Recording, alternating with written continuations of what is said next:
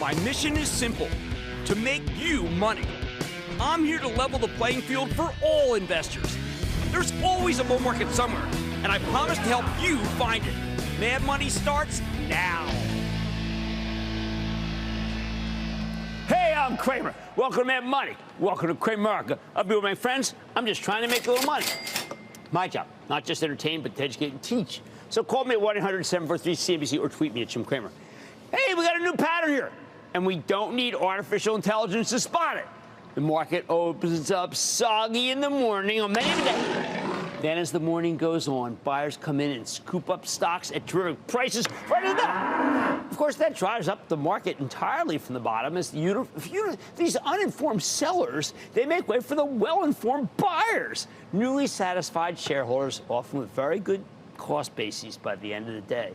And that's how you end up with days like today, where again, we open up real weak before rebounding. Dow finishing off 80 points, the S&P declining just 0.01%, and the NASDAQ, which looked terrible in the morning, advancing 0.03%. Now, I think it's worth spending some time unpacking why this strange down-up San Francisco-style trolley occurs so often, because maybe you and I can profit from it.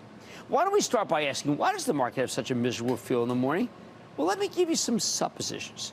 First, every morning we happen to inherit the detritus that is Europe. Right now, Europe's performing awfully compared to the United States, and for a variety of reasons. Business as usual, really, although the reasons change from year to year.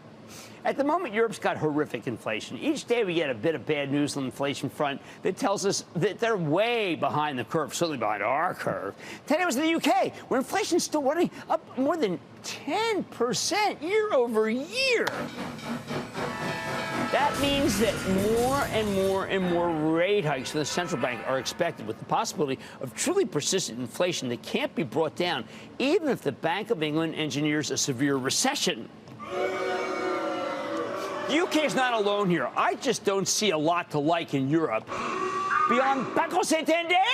That's right, the Spanish bank that's the sleeping giant of the continent that I've been telling you over and over again is real interesting to me. Second reason for the morning weakness, the macro. How about that term for when you were in college? If you didn't, it's an economic class thing. Far too many thumbsucker macroeconomists and strategists weigh in before the market opens, and the preponderance of them are very negative. Some want to obsess over how many more rate hikes the Fed will have to give us. A parlor game that anyone can play. You don't need to know much, really, to speculate about none, one, or two hikes. It's hard to feel emboldened to buy stocks, though, when everybody's fretting about how aggressively the Fed must tighten. Third, politics and world events. I don't know about you, but they really wear me out. Hardly a day goes by without a negative story on one of these fronts. Overnight, nothing good's ever going to happen in China, right? And then you got to pray their government doesn't make any comments about the need to retake Taiwan. You won't hear anything particularly good about Ukraine either, and you certainly can't expect anything good to come out of Washington, especially when it comes to the debt ceiling negotiations. Finally, downgrades galore, and they seem to mean more than upgrades right now. And there's a generally negative bias going into each session because of them. That's rough during earnings season when so many companies report before the opening bell and then hold their conference calls after the market opens. So you're flying blind. Given the negative bias and the huge number of short sellers, it's pretty obvious that the tape, that means what you see, that crawl underneath you, the tape is being painted. And that's a term of art, meaning the shorts keep trying to make stocks look real ugly, uglier than they would be. And they do it selling small slugs of stock aggressively, often deliberately below the last sale, in order to freak out shareholders and then panic them into selling themselves. And that's what actually happens until the actual hitters, the people who do the homework, who listen to conference calls and don't just look up the computer-generated stories, step up to the plate, and then they begin to bid for stock underneath. Buy. As the conference calls go on, but they go slowly, allowing this big batch of early morning sellers to give them better prices. After that, they walk the stock up, meaning every time the sellers get exhausted at one level, the buyers actually step up to buy more. That's actually what trading looks like, people. And I got to tell you more about it because I used to do trading institutionally.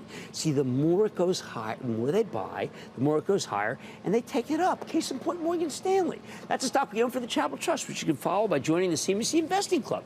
When the earnings release came out this morning, Morgan Stanley stock sunk like a rock. there was a provision for loan losses that was much higher than expected. There were some investment banking line items that seemed disappointing. But with Morgan Stanley, there's really only one metric that truly matters, and that's called net new assets, because these guys are increasingly in the asset management business. This time, Morgan Stanley took in $110 billion, which is huge. Double the previous quarter. That was a gigantic win. When we heard that, we knew they were golden, and that's what we told people at our Investing Club morning meeting that we do online at 10:20, when the stock was still down real big. Sure, if the stock rallied nicely from its lows, goes in from being one of the worst performing stocks in the S&P to being up slightly. What a turn. But people, it was not guesswork. This was just the micro staring down the macro and the micro winning. We saw the exact same thing happen with the stock of Goldman Sachs, too. It was amazing to see Goldman down $13 in pre-market trading yesterday, when you were aware that there was a major misrepresentation and misinterpretation of a decline in a key line of trading in its earnings release. Business had dropped 17% year over year. Ooh, scary, right? It looked awful, except that the decline was being compared to the single greatest quarter this particular division had ever reported. The actual absolute number was one of the best ever. Next thing you know, the stock erases most of its post-earnings losses, and now there's barely a dent in it. What an opportunity. Sometimes stocks are simply more muted than expected. For example, the great company Abbott Labs. They gave you an amazing quarter with every single line much better than expected this morning. Oh, but the headline writers, they seemed a tad confused. And the way they described it, it seemed like a mild ho-hum Abbott beat. Who cares? Stock industry rallies about $1. But then, as the full earnings slide deck received some love, the stock powered higher, ultimately finishing the day up $8. One of the best performers in the entire market. Now, I admit that this is not an easy way to make money. You needed to know the key metric from Morgan Stanley, net new assets. You needed to know the real comparison for Goldman Sachs, and you needed to know what Wall Street was looking for from Abbott Labs on a bunch of different line item products. But it was all there for the taking if you're willing to do enough homework. Now, I know this particular method won't be available to everybody. Not many people can follow the market full time. That is what, by the way, that's why we set up the CNBC Investing Club to begin with. Help you do the homework for the stocks that we own in the Travel Trust so you can figure it out yourself. But the bottom line, you got to recognize the overall pattern. We have a negative bias every morning emanating from Europe, coupled with a gloomy group of money managers who simply don't believe the bear market has ended. They don't think anything can buck the parade of bad news. Then that's exactly what happens, at least for individual stocks and then for whole sectors that are written off every morning and then get praised by midday and rally into the bell until the morphing process starts all over again the very next session. Let's start with Matt in California. Matt. Hi, Jim. Thanks for having me on the show. My pleasure, Matt. How can I help you? Well, I just got into investing, and one company I've been following is CVS. Stock did all right in 2022, and it seems like they're growing in healthcare, but it's down over 25% since December of last year. Should I buy it now or wait and see what happens? You know, I looked at it yesterday when the stock was up $2, and I said, this stock is starting to come back. It gave up those $2 today. I agree with you. It's bottoming. It's got a 3.2% yield. Karen Lynch is doing a great job. 9 times earnings. Let's pull the trigger and buy some CVS. How about Raf in Florida? Raf. Jimmy, chill. Booyah. Chill man in town. What's going on? How's it going, Jim? My question is about Rivian. Yeah. I've owned it since the IPO. Own it at an average price of $25. It's trading around 13. Just wanted to get your thoughts on if you think it'll rebound in the next. Oh, okay. So I did a lot of work with Rivian today because the revenue ramp should be huge, but the losses are gigantic. And do I want to sell it down 12 down to here at 12? I actually think it can still go lower. And Tesla didn't give me a good feel tonight. So the answer is I see no reason right now to own the stock of Rivian, not with these kinds of losses. Can I go to Robinson in Maryland, please? Robinson. How's it going, Jim? Robinson, pretty darn good. Beautiful day here. What's happening with you? Not much, man. I've got a decision on my hands, and I'm looking at Walmart, and I'm looking at Target, and I'm trying to decide, I'm trying to be careful and not run after yield, but at the same time, in the comparison, you see Target, and you're wondering, is it too good to be true? Well, I've got to tell you, you are really in the maw of the beast here. I like Target with a 2.6% yield. I think Walmart's doing well, but I'm sorry.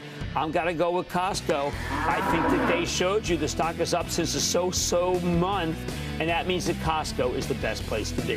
That's why we own it for the Travel Trust. Hey, listen, there's a pattern emerging from the daily action in the market, and I want you to be aware of it, so please take advantage of it. Well, man, tonight, after earnings, should investors move into a stock like Prologis?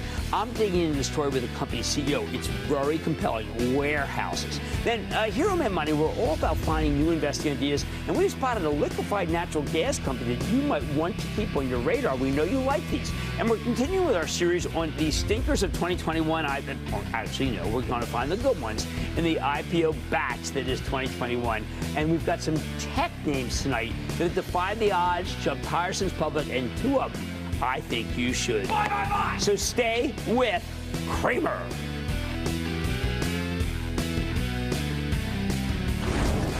Don't miss a second of Mad Money.